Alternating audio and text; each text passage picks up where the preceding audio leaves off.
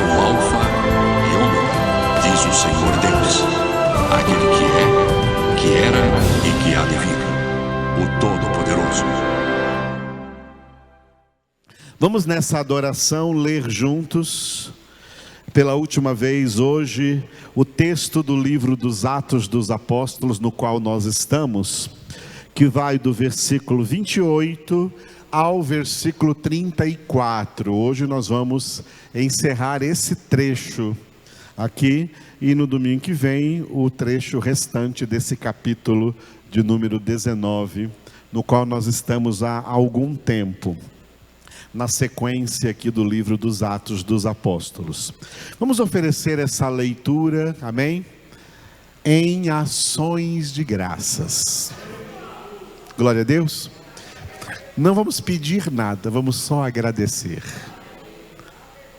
Porque Deus sabe de tudo que nós necessitamos. E quando nós o obedecemos, Ele opera em nós tudo o que necessitamos. E isso é algo que nós temos que obedecer, né? Em tudo dai graças, porque esta é a vontade de Deus, nosso Pai, em Cristo Jesus, para conosco. Aleluia. Vamos encher esse lugar de ações de graças. Assim que acabar a leitura no versículo 34, nós levantamos louvores, ações de graças ao nosso Deus. Então, Atos 19, de 28 a 34, todos juntos. Ouvindo isto, encheram-se de furor e clamavam: grande é a Diana dos Efésios. Foi a cidade tomada de confusão, e todos a uma arremeteram para o teatro, arrebatando os macedônios, Gaio e Aristarco, companheiros de Paulo. Querendo este apresentar-se ao povo, não lhe permitiram os discípulos. Também asiarcas, que eram amigos de Paulo, mandaram rogar-lhe que não se arriscasse indo ao teatro. Uns, pois, gritavam de uma forma, outros de outra, porque a assembleia caíra em confusão. E na sua maior parte nem sabiam por que motivo estavam reunidos. Então tiraram Alexandre dentre a multidão, impelindo os judeus para a frente. Este, acenando com a mão, queria falar ao povo. Quando, porém, reconheceram que ele era judeu, todos a uma voz gritaram por espaço de quase 2 horas: grande é a Diana dos Efésios. Nós vamos encerrar esse texto de hoje, desses versículos do 28 ao 34, com o seguinte tema, repita depois de mim: cristianismo versus religião. Depois vamos entender aqui dentro do texto porque o tema é este, ok? E eu gosto muito quando tem uma palavra de Deus que conduz a esse tema, porque esse é um tema de grande necessidade para a compreensão dos crentes, do verdadeiro povo de Deus. O povo de Deus tem que ser esclarecido na palavra, esclarecido na verdade. É por isso que o conhecimento da palavra de Deus, o conhecimento da verdade, ele é libertador. João 8,32: e conhecereis a verdade, e a verdade vos libertará. Palavra que está sendo deturpada por aí. Nada disso. Deus nos liberta do império das trevas, como está em Colossenses capítulo 1, versículo 13. Ele nos libertou do império das trevas e nos transportou para o reino do Filho do seu amor. Aleluia. No reino do Filho, esse Filho é a própria palavra. Esse Filho, Jesus Cristo, é a própria verdade. Ele disse isso, João 14,6. Eu sou o caminho e a verdade e a vida. Ninguém vem ao Pai senão por mim. Jesus Cristo é a verdade. Jesus Cristo é a palavra de Deus. E essa palavra, ela é uma palavra que tem duas características muito importantes. É uma palavra de vastíssima extensão e também riquíssima em profundidade. Duas características da palavra de Deus. Repita depois de mim aí, ó. Extensão e profundidade.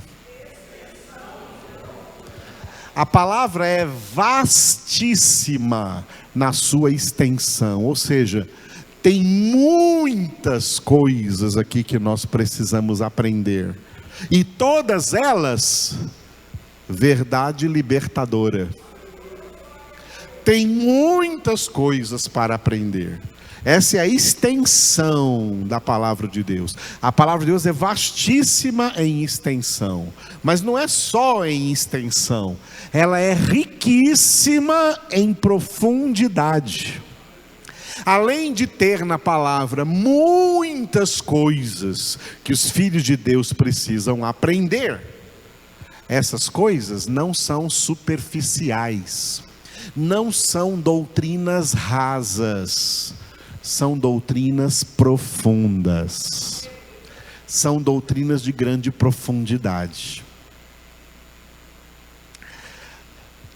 E nós vivemos um período de grande lástima no meio protestante, no meio evangélico. Um período em que tanto pastores como pastoreados, na sua maioria, são pessoas rasas de conhecimento bíblico.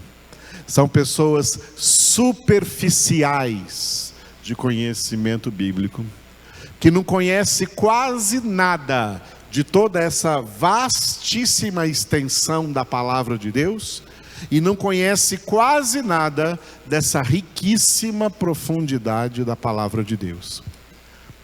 Ou seja, este povo, mesmo estando dentro de igrejas, de denominações, continuam sendo, como Jesus disse, ovelhas sem pastor. Tem uns fingindo ser pastores e outros fingindo que são pastoreados. Mas não são pastores e nem os pastoreados são pastoreados. A função do pastor é levar as ovelhas a comer o pasto, o rebanho às verdes pastagens, para ele se alimentar e se fortalecer e se tornar um rebanho forte espiritualmente. Mas as igrejas hoje, o rebanho não está sendo conduzido a verdes pastagens, está sendo conduzidos a pastos estranhos, a alimentos estranhos, a comidas estranhas, a doutrinas estranhas, a heresias pervertedoras da verdade, a heresias deturpadoras da verdade, e que os afastam da palavra de Deus, e afastados da palavra de Deus, estão afastados de Deus. Porque a essência de Deus foi revelada aqui na sua palavra. Uma das coisas que a maioria dos crentes protestantes evangélicos ignoram é que o cristianismo, quando eu coloco cristianismo ali, estou falando do cristianismo bíblico, do cristianismo espiritual, do cristianismo de Jesus Cristo, o Filho do Deus vivo. Porque tem muito falso cristianismo por aí afora. Coisa que se chama de cristianismo que não tem nada de Cristo. Quando eu falo cristianismo, esse cristianismo bíblico não é, nunca foi, nunca será uma religião. E religião nenhuma, mesmo que seja uma religião que leve o nome de religião cristã, é um falso cristianismo, porque nenhuma religião é cristã. Cristianismo não é religião e religião não é cristianismo. Como óleo e água não se misturam, cristianismo e religião não se misturam. É uma mistura impossível de acontecer.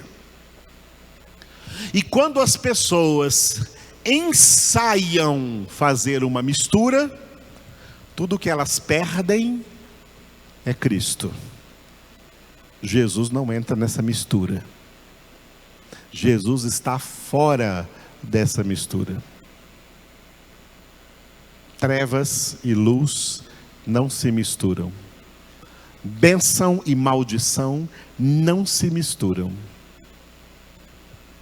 Vida e morte não se misturam.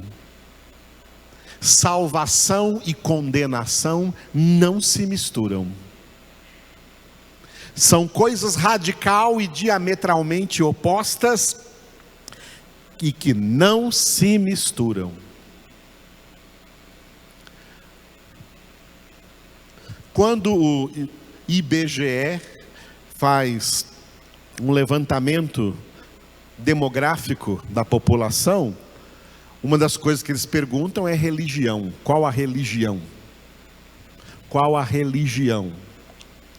E aí eles chegam à conclusão que o assim chamado cristianismo são tidos como cristãos 4 ramificações. A principal ramificação tida como cristã é o catolicismo romano. Abaixo do catolicismo romano é o protestantismo. Abaixo do protestantismo é o espiritismo. O espiritismo é tido como religião cristã. Porque um médium espírita francês chamado Allan Kardec codificou o Evangelho de Jesus Cristo segundo o espiritismo. E até desenhou um tipo de qual seria a imagem de Jesus Cristo que os espíritas devem adorar. Sabe qual é a imagem? É a do Cristo Redentor lá do Rio de Janeiro. Aquela imagem lá não é do catolicismo, não é do espiritismo. E a 4ª ramificação é a ramificação daquelas pessoas que não se confessam nem católicas, nem protestantes, nem espíritas, mas elas se confessam cristãs por opção. Elas escolheram ser cristãs. 4 ramificações de cristianismo. Mas esse cristianismo é falso. Esse cristianismo é falso. O único cristianismo verdadeiro é aquele que se origina aqui, da palavra de Deus. Onde também, nesse mesmo livro em que nós estamos, livro dos Atos dos Apóstolos, no capítulo 11, versículo 26, os crentes em Cristo, os discípulos de Cristo, os imitadores de Cristo, os seguidores de Cristo, foram pela primeira vez chamados pelo apelido de cristãos. E de cristãos vem cristianismo. Esse cristianismo bíblico, ele não é uma religião, e ele só define pessoas verdadeiramente espirituais, pessoas que nasceram de novo. Jesus foi procurado numa noite por um homem religioso, e que era um dos chefes da religião judaica, e era considerado um altíssimo religioso, um homem de alto grau de religiosidade. Ele era um sumo sacerdote em Israel, ele era um mestre rabino do judaísmo, e ele veio procurar Jesus de noite. O nome dele Nicodemos. João capítulo 3, Jesus disse para ele: se você não nascer de novo, não poderá ver o reino de Deus. Esse homem não era um ladrão, não era um drogado, não era um assassino, não era um homem de má índole, porque as pessoas pensam que os pecadores são só aqueles de má índole, ou que fazem alguma coisa que eles julgam ser um grande pecado, um pecadão. Para Deus não tem pecadinho e pecadão.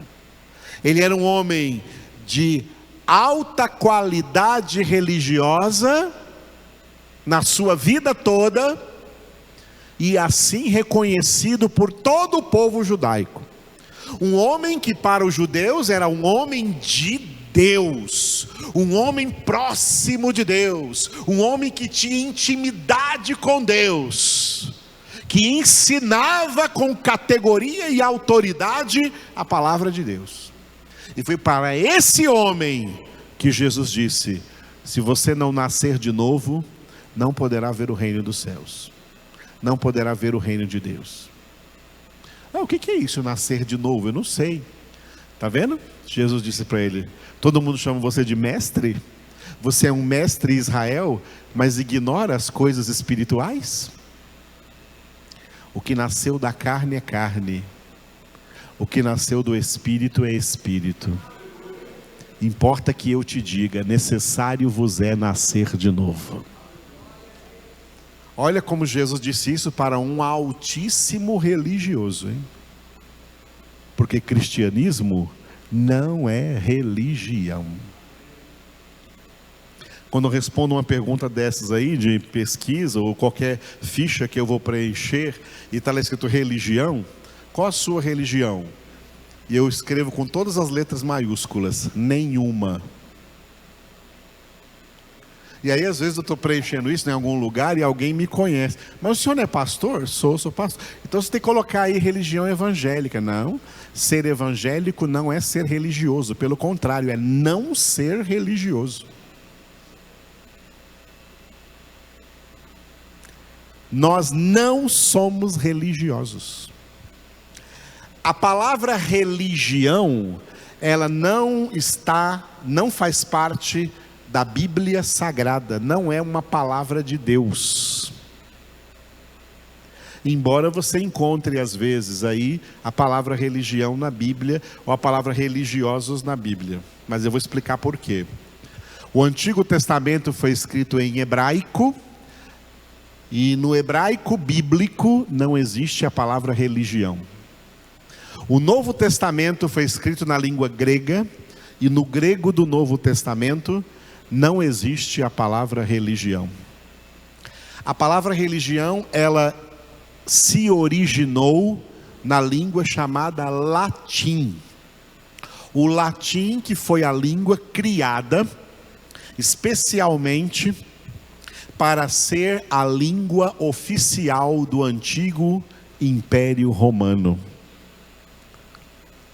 onde os romanos dominavam. Para que todo mundo se entendesse, eles instituíram uma língua, e todo mundo que fazia parte dos domínios, todas as nações que faziam parte dos domínios do Império Romano, deviam falar por obrigação, deviam falar o latim para se comunicarem. Um homem que era cristão, chamado Jerônimo, século 2 ou 3, ele traduziu a Bíblia das línguas originais para o latim. E quando ele fez isso, a maioria das traduções que ele fez é correta. Ele traduziu palavras do hebraico para o latim, com o mesmo, sem perder o sentido do hebraico. E ele traduziu palavras do grego para o latim, sem perder o sentido do grego. Mas ele não fez isso com toda a Bíblia. Ele escolheu algumas palavras e ele não traduziu essas palavras como estava de acordo com a língua original. Ele substituiu, não foi uma tradução, foi uma substituição. Ele substituiu essas palavras por palavras do latim e que, portanto, tinham outro significado diferente do significado impresso nas línguas originais da palavra de Deus. E é por isso que você encontra em Tiago, capítulo 1, por exemplo, a palavra religião, a palavra religiosos, porque as nossas Bíblias em português foram traduzidas para o português, não do hebraico, o Antigo Testamento, e nem do grego, o Novo Testamento. A Bíblia toda foi traduzida para o português pelo João Ferreira de Almeida, do texto escrito em latim. E por isso a nossa Bíblia tem palavras traduzidas erradas, que não foram traduzidas, que foram substituídas por palavras da língua latina, por palavras do latim. E esse tradutor, chamado Jerônimo, duas palavras que ele trocou e colocou por religião, foram as seguintes. Geralmente no Novo Testamento, na língua grega do Novo Testamento. A palavra grega, que se pronuncia desse jeito que eu vou dizer agora para vocês, vou falar em grego agora. A palavra grega, que se pronuncia treskeia. Treskeia é uma palavra grega. Foi essa palavra que Tiago escreveu na sua epístola, treskeia. E que a tradução de treskeia para o português é adoração. Adoração. Mas o Jerônimo, ao invés de traduzir em latim existe a palavra adoração, é adoratio. Ele poderia ter colocado adoratio, e aí o João Ferreira de Almeida ia traduzir adoração. Mas ao invés de colocar adoratio, que seria a tradução de treskeia, o Jerônimo inseriu uma palavra do latim que é religio, e que em português virou religião, e que perde completamente o sentido de adoração. Como o cristianismo não é religião, a adoração não é religião. Outra palavra que ele também substituiu, não traduziu, substituiu por religião, foi a palavra grega. Eu vou falar para vocês outra palavra grega agora, a palavra desidaimonia. Desidaimonia. Só pelo final da palavra dá para você entender. Daimonia vem de demônio. Daimonia vem da palavra grega daimonion, que significa espírito sujo ou espírito imundo. E a palavra Daisy, perdoa a pessoa que chama Daisy por aí, mas desidaimonia significa influência demoníaca. influência demoníaca. E essa palavra influência demoníaca, ela deveria vir para o português como superstição. Todo mundo conhece superstição. O que é superstição? Superstição é desidaimonia. Superstição é uma influência demoníaca. Uma pessoa supersticiosa é uma pessoa influenciada por demônios. Isso é superstição. Superstição, desidaimonia. E essa palavra surge aqui no contexto do Novo Testamento, só que o Jerônimo pegou essa palavra e também colocou essa palavra como religio, como religião.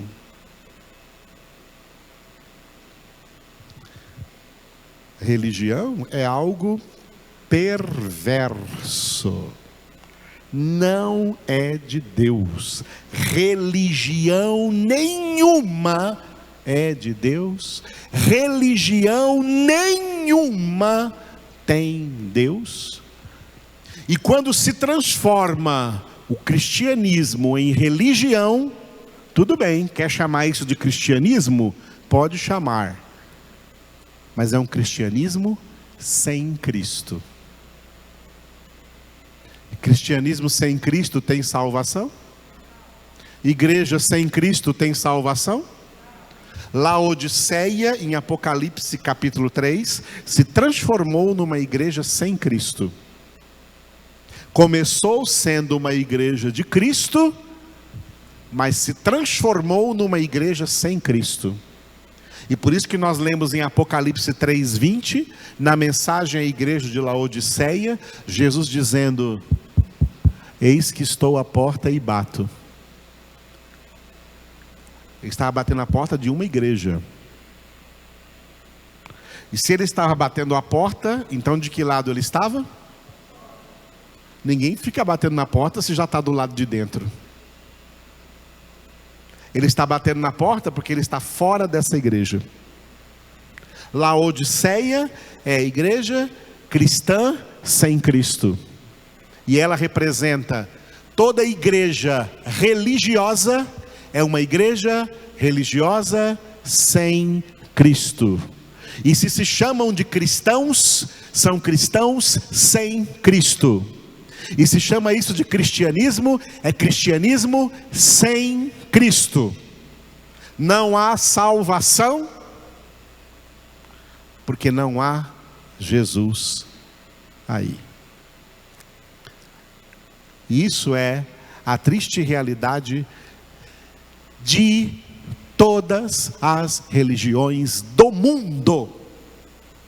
Sejam religiões teístas ou religiões ateístas, sejam religiões cristãs, tidas como cristãs, ou religiões anticristãs. Todas são farinha do mesmo saco. Todas são religiões sem Deus, sem Cristo, sem salvação, sem redenção, sem vida eterna. Portanto, essas religiões, sabe o que elas são? Elas são uma das 3 frentes que Satanás utiliza para enganar a humanidade pecadora. Satanás utiliza de 3 frentes, 3 elementos para enganar a humanidade pecadora. O primeiro é o sistema político. O sistema político é um engano de Satanás. Quem cair nisso, caiu na artimanha do diabo. Segundo é o sistema secular, secularismo, mundanismo, que leva as pessoas aí pela moda, pelos filmes, pelas músicas, pelas novelas, pelas bebidas, pelas drogas, pelo sexo, pela sensualidade. A propaganda do mundo é a propaganda do inferno. É o secularismo, por isso Paulo disse em Romanos 12, não vos conformeis com este século. Não vos conformeis com este mundo. E terceiro é o sistema religioso.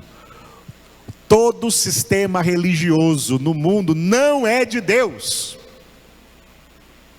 E o sistema religioso, ele se manifesta pior do que o sistema político e do que o sistema secular. Porque o sistema religioso dá uma de que é de Deus. Engana as pessoas usando para isso o nome de Deus. Satanás, o pai da mentira, ele descobriu que a forma mais fácil e poderosa e massiva de enganar pessoas é usando o nome de Deus, é usando o nome de Jesus. Como é fácil enganar pessoas com o nome de Deus, com o nome de Jesus. Que artimanha terrível de Satanás.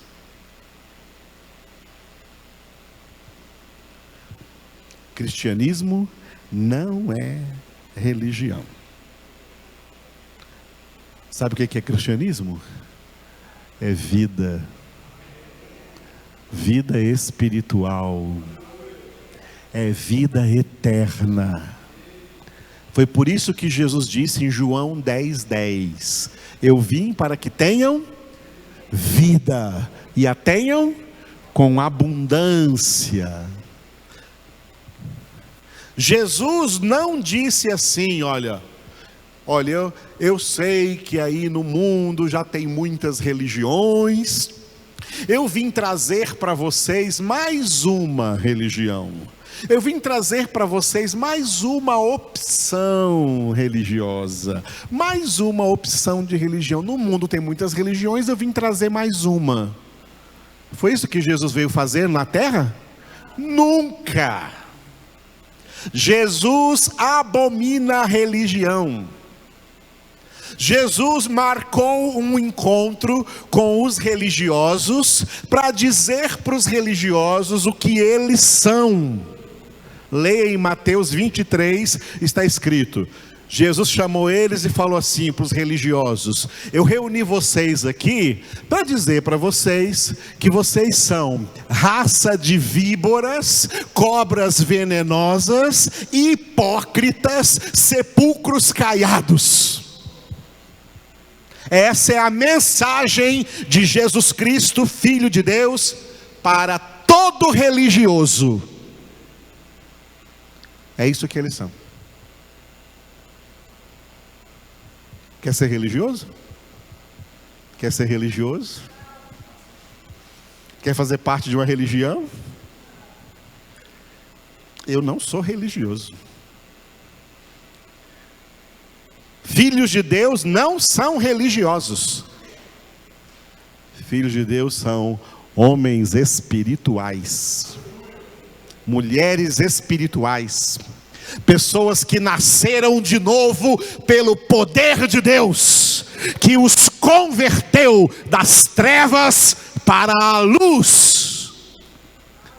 Nova criação, batizados com o Espírito Santo, que os guia a toda a verdade, a toda a palavra. Esses são filhos de Deus. Filhos de Deus não são forjados por instituições religiosas. Filhos de Deus são feitos filhos de Deus pelo poder de Deus nas suas vidas, poder que vem pela palavra, poder do Evangelho. Por isso Paulo disse em Romanos 1,16: não me envergonho do Evangelho, porque ele é o poder de Deus para a salvação de todo aquele que crê. Cristianismo não é religião. Esse tema que eu fiz para vocês todo esse esboço agora, é o tema que eu vou usar aqui para encerrar esse texto da palavra, no qual nós estamos, e cujo título é, diga, resultado do discurso. Antes desse texto que nós lemos, teve o discurso de um homem ímpio, que era lá na cidade de Éfeso um fabricante de ídolos, um fabricante de estátuas, imagens religiosas, fabricante de imagens cultuais, imagens de culto. Esse homem se chamava Demétrio. E ele reuniu a cidade para fazer um discurso, porque há 2 anos, um homem chegou nessa cidade, o apóstolo Paulo, na sua 3ª viagem evangelística, e pregando o evangelho, anunciando Jesus Cristo, as pessoas que se converteram a Jesus Cristo, largaram a religião pagã que seguia a falsa deusa chamada Diana, que era adorada em imagens construídas por esses ourives, como este chamado Demétrio. E no discurso dele, ele disse aqui no versículo 26, pode ver na sua Bíblia, já passamos por esse versículo 26, o Demétrio disse que Paulo está Paulo tem persuadido e desencaminhado muita gente, afirmando que não serem deuses os que são feitos por mãos humanas. Paulo, pregando o evangelho, estava persuadindo e desencaminhando muita gente da religiosidade de adoração do culto da Diana para cultuar a Deus em Jesus Cristo. Paulo está evangelizando pessoas. E o Demétrio, vendo que isso era uma ameaça para a profissão dele de construtor de ídolos, e também para a profissão dos comerciantes que vendiam esses ídolos, reuniu todas essas pessoas e fez esse discurso. O resultado do discurso foi um grande tumulto na cidade de Éfeso. Foi isso que nós vemos aqui como resultado do discurso que nós lemos do versículo 28 ao 34. Dentro desse texto, nós vimos o seguinte, que esse texto está dividido assim, uma introdução e uma conclusão, cujo título é o nome dessa falsa deusa dos Efésios, Diana. E o texto do meio ali, o desenvolvimento do 29 ao 33, é o tumulto causado como resultado do discurso desse homem, que, no seu discurso, ele insuflou nas pessoas ódio para com Cristo, para com o Evangelho e para com Paulo e a sua equipe que estava ali pregando o Evangelho. Pregadores de ódio são sempre pessoas de Satanás. Nunca são pessoas de Deus. Pessoas de Deus não pregam ódio. Pessoas de Deus pregam o amor de Deus, a conversão, o arrependimento a Deus. Falou de ódio? Isso é o campo do diabo. E as pessoas estavam aqui insufladas de ódio e movidas por esse ódio, começaram a levantar-se em um grande tumulto. Nós vimos nesse texto aqui chamado tumulto, tá? Tumulto, que ele está dividido da seguinte forma, tá? Primeiro houve uma confusão na cidade. Nós terminamos esse texto domingo passado na nossa ceia. E depois no versículo 33 que vamos ver hoje vamos ver o 33 e o 34, encerrando esse texto, surgiu um personagem aí chamado Alexandre. Vamos ler sobre ele no versículo 33. Então tiraram Alexandre dentre a multidão, impelindo os judeus para a frente. Este, acenando com a mão, queria falar ao povo. Vamos repetir? Então tiraram Alexandre dentre a multidão, impelindo os judeus para a frente, e este, acenando com a mão, queria falar ao povo. Agora vem o versículo 34, cujo título era Diana, para complementar o que está no 33. Quando, porém, reconheceram que ele, Alexandre, era judeu, todos a uma voz gritaram por espaço de quase 2 horas: grande é a Diana dos Efésios. Vamos repetir? Quando, porém, reconheceram que ele era judeu, todos a uma voz gritaram por espaço de quase 2 horas: grande é a Diana dos Efésios. O que foi isso? Bom, esse Alexandre, que não era cristão, ele era judeu, ele não foi uma das pessoas convertidas a Cristo pela pregação de Paulo em Éfeso. Esse Alexandre não era convertido, não era cristão, ele era um judeu, e como participante da religião judaica, né, ele tentou tomar a palavra no meio da multidão para apaziguar, boa intenção, para apaziguar. Só que, olha o que aconteceu, é assim que a natureza humana sem Deus age.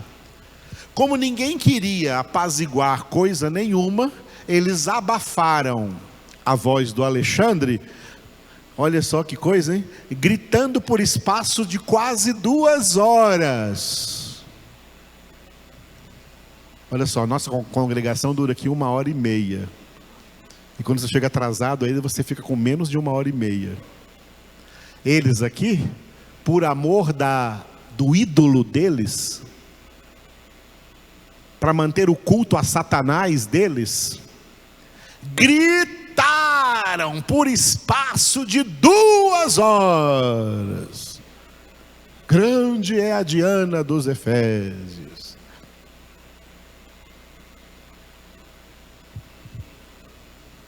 Para encobrir qualquer atitude ou motivação de alguém ali, como Alexandre, esse judeu, que queria apaziguar, mandar todo mundo de volta para casa.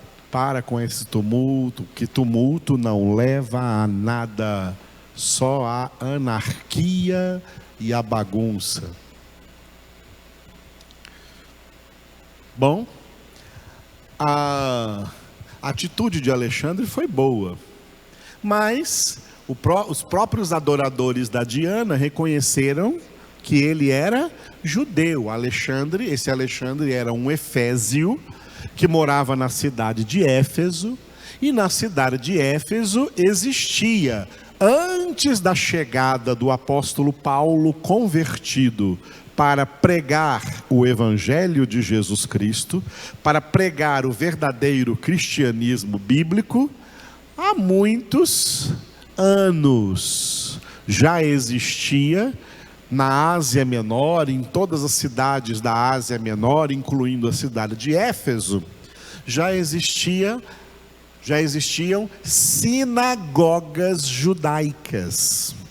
As sinagogas judaicas começaram a existir no mundo nos 400 anos entre o profeta Malaquias e a vinda de João Batista, ou seja, entre o Antigo e o Novo Testamento.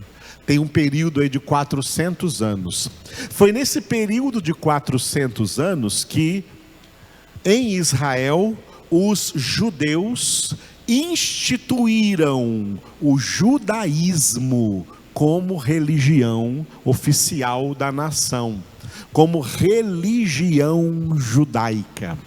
Olha só, tanto que Deus não gosta de religião, porque tudo que Deus instituiu para o povo da antiga aliança, para o povo de Israel, não era religião. Eles é que transformaram em religião durante esses 4 séculos, 400 anos, entre o Antigo e o Novo Testamento. E uma das coisas que eles fizeram, dentre outras, uma das coisas que eles fizeram foi instituir sinagogas, espalhar sinagogas pelo mundo inteiro, para que pessoas que eram de sangue judeu ou pessoas de outras nações que quisessem se converter ao judaísmo, pudessem então participar dos cultos judaicos nas sinagogas. Em Éfeso tinha sinagoga. Foi o primeiro lugar onde Paulo chegou para pregar o evangelho. Alguns se converteram, outros não. Os que não se converteram proibiram Paulo de pregar na sinagoga, e Paulo pegou os que se converteram e levou eles para uma casa, uma escola de um homem chamado Tirano, e ali ele continuou por 2 anos pregando o evangelho na cidade de Éfeso, e do lado onde ele pregava estava a sinagoga judaica. O judaísmo é uma religião. Por exemplo, cristianismo não é religião. Olha, o judaísmo é uma religião forte, uma religião numerosa, uma religião muito bem aceita e reconhecida no mundo, porque o mundo reconhece religiões. Religiões são mundanas, o mundo as aceita muito bem. O que o mundo não aceita é o verdadeiro cristianismo. Mas os falsos, os cristianismos religiosos, são bem acolhidos pelo mundo. A religiosidade é bem acolhida pelo mundo. Então, muitos anos antes de Paulo chegar aqui na cidade de Éfeso, pregando a boa nova do Evangelho de Jesus Cristo, já tinha religião judaica aí. E é por isso que esses judeus, vendo a cidade em tumulto por causa da Diana, empurraram o Alexandre, que era um desses líderes da sinagoga, para ele tentar apaziguar as pessoas. Agora veja bem uma coisa. Olha, contrastando o cristianismo com religião. Quando Paulo chegou, anunciando Cristo, pregando o verdadeiro cristianismo bíblico, o culto da Diana foi ameaçado de extinção. Mas há quantos anos os judeus estavam ali e o culto da Diana não foi ameaçado? Porque religião, nenhuma religião ameaça nenhum culto a Satanás, porque elas fazem parte dele. Elas vivem em paz com eles. Quanto tempo os judeus estão aí nas sinagogas?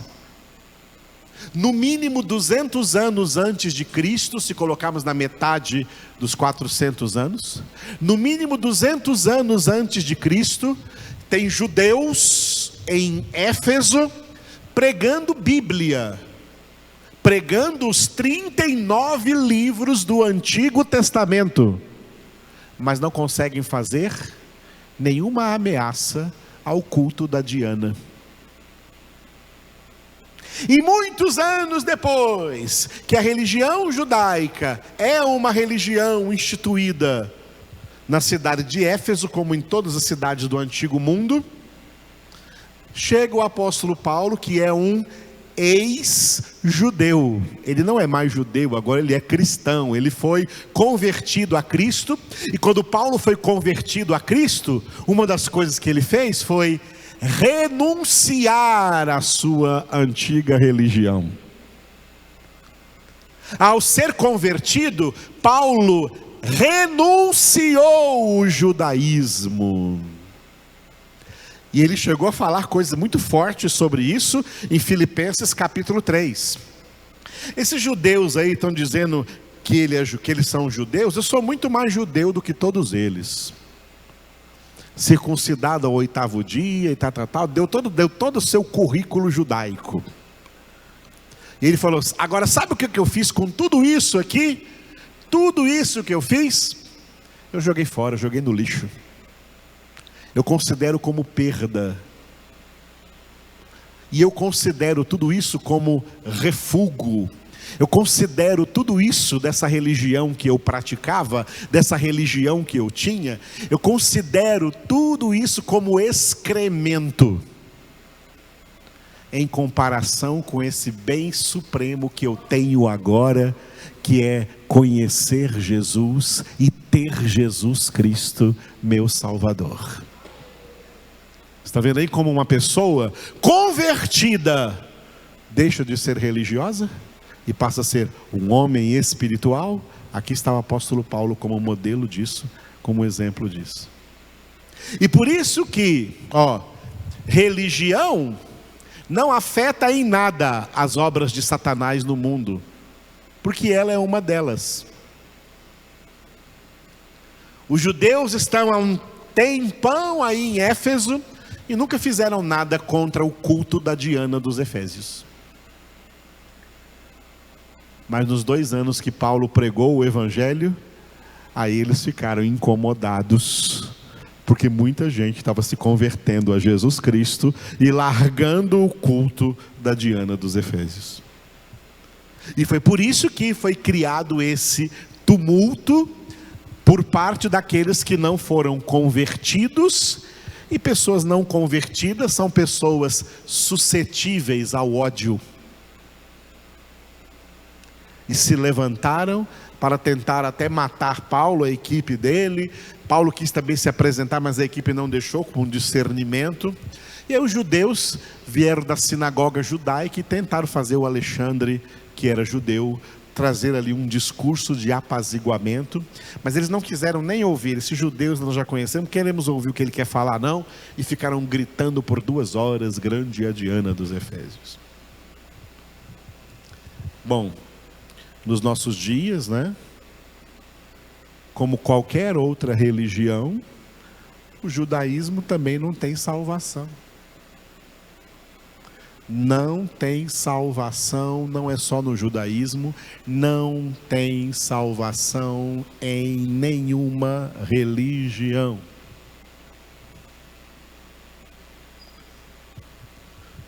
Essa semana, dando aula no outro seminário, alguém perguntou: pastor, o senhor soube que não sei em que país fecharam igreja? Que igreja fecharam? Fecharam a igreja católica.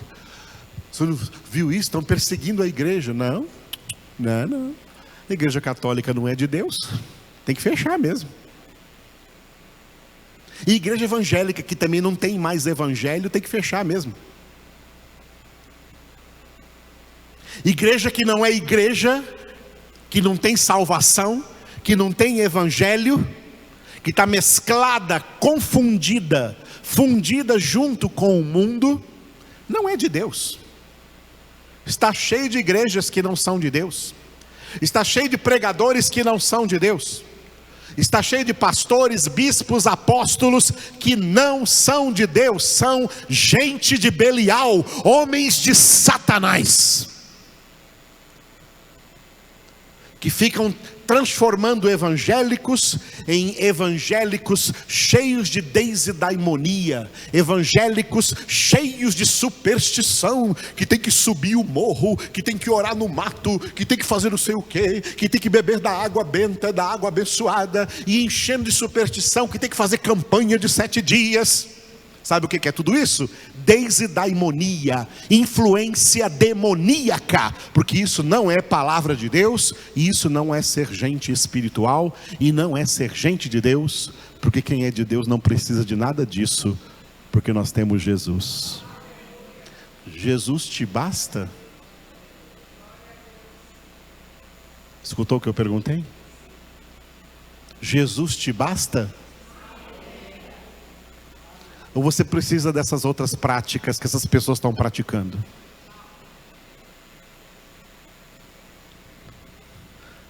Jesus nos basta.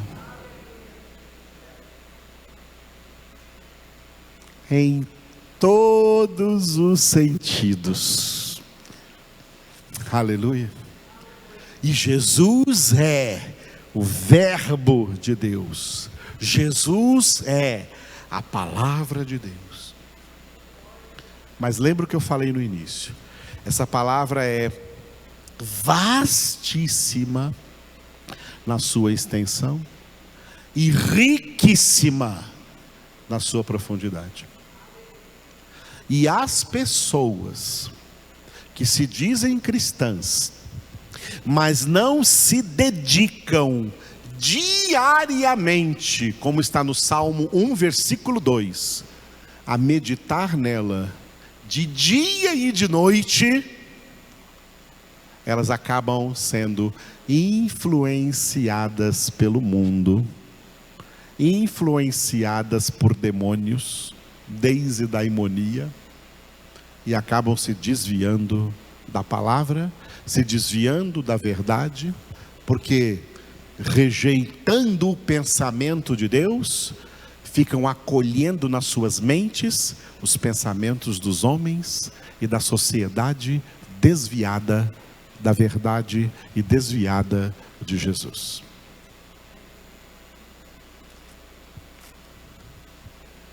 Deus nos salvou em Cristo Jesus para uma série de propósitos. Um desses propósitos é que nós conheçamos muito bem toda a sua palavra. Glória a Deus. Palavra que hoje não está sendo rejeitada apenas pelo mundo e pelos mundanos. Palavra que hoje está sendo rejeitada, inclusive, por pessoas que se dizem de Deus, cumprindo o que Deus falou através do profeta Jeremias, capítulo 6, versículo 10. Jeremias 6:10, olha o que Deus disse, ó. A quem falarei e testemunharei para que ouçam? Eis que os seus ouvidos estão incircuncisos e não podem ouvir. Eis que a palavra do Senhor é para eles coisa vergonhosa. Não gostam dela. E sabe de quem Deus estava falando aqui? Do seu próprio povo, que na época era o povo de Israel. E hoje é o povo chamado de protestante. Hoje é o povo chamado de evangélico. A maioria desse povo não suporta o evangelho, não suporta a palavra de Deus, não suporta uma pregação como essa que eu fiz hoje para vocês. A maioria dos evangélicos aí fora, se ouvirem essa pregação que eu fiz hoje para vocês aqui, vão me odiar, porque não suportam a verdade. Eles estão como o apóstolo Paulo profetizou a Timóteo, em 2 Timóteo capítulo 4. Não suportarão, chegará o tempo em que os homens não suportarão a verdade, mas cercar-se-ão de mestres, segundo as suas próprias cobiças. Rejeitarão a verdade e darão ouvidos às fábulas. Os evangélicos de hoje estão dando ouvidos às fábulas. E os pastores que querem ganhar número grande de gente, ganham essas pessoas não com a verdade. A verdade não as atrai. Eles ganham essas multidões com fábulas, com sonhos egocêntricos, antropocêntricos, com um evangelho falso, que não é o de Cristo Jesus. E portanto não liberta e deixa essas pessoas aprisionadas a um cristianismo religioso, que nada mais é do que obra de Satanás e não de Deus.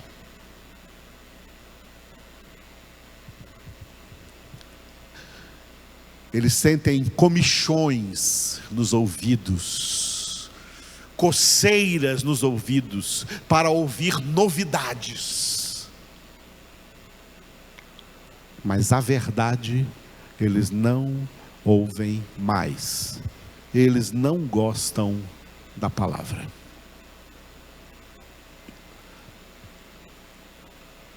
Eu já fui pregar em várias igrejas durante a minha vida, e como eu vi nessas igrejas, a palavra sendo substituída por um monte de coisas, porque eles não suportam a palavra.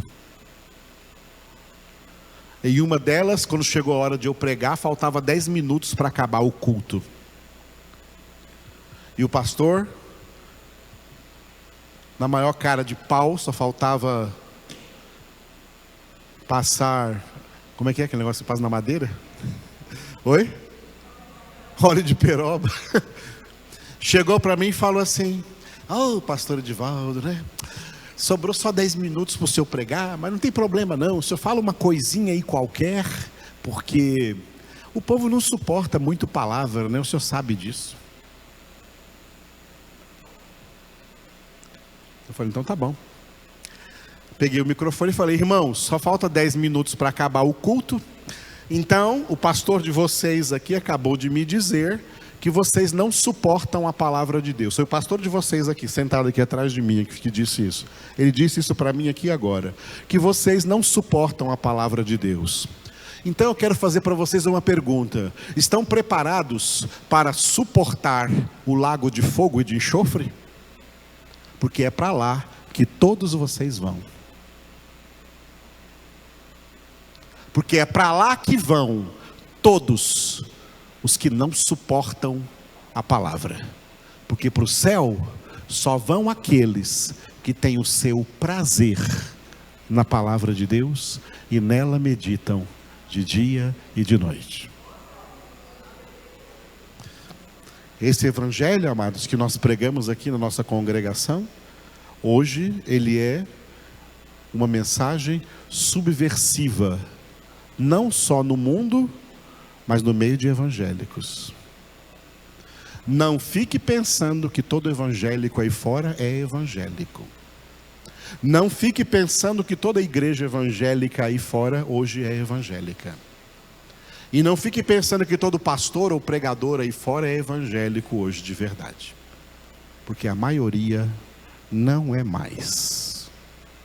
Não é mais. Não são mais. Rejeitaram Jesus, traíram o evangelho, desviaram do caminho e estão desviando muitas pessoas do caminho. Jesus profetizou sobre isso. Muitos virão em meu nome e enganarão a muitos. Muitos falsos virão, falsos profetas, falsos pregadores virão e enganarão a muitos. Nós estamos vivendo o cumprimento dessa profecia de Jesus em Mateus capítulo 24. E tem muito engano que, além de ser engano, ainda está sendo corroborado por milagres. Sabia que milagres acompanham enganos? Paulo escreveu isso em 2 Tessalonicenses capítulo 2. Deus lhes manda a operação do erro, para crerem na mentira, já que não creram na verdade que poderia salvá-los. Leia em 2 Tessalonicenses, você vai ver isso. Leia a Bíblia. Leia a palavra de Deus.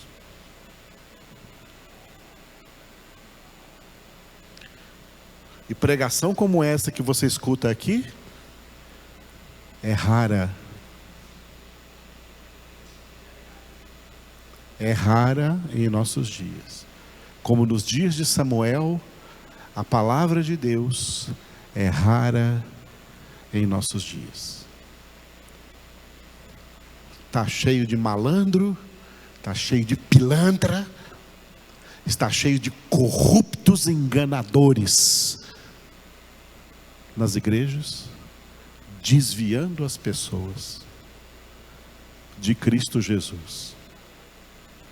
para o mundo e as coisas do mundo, inclusive a política do mundo.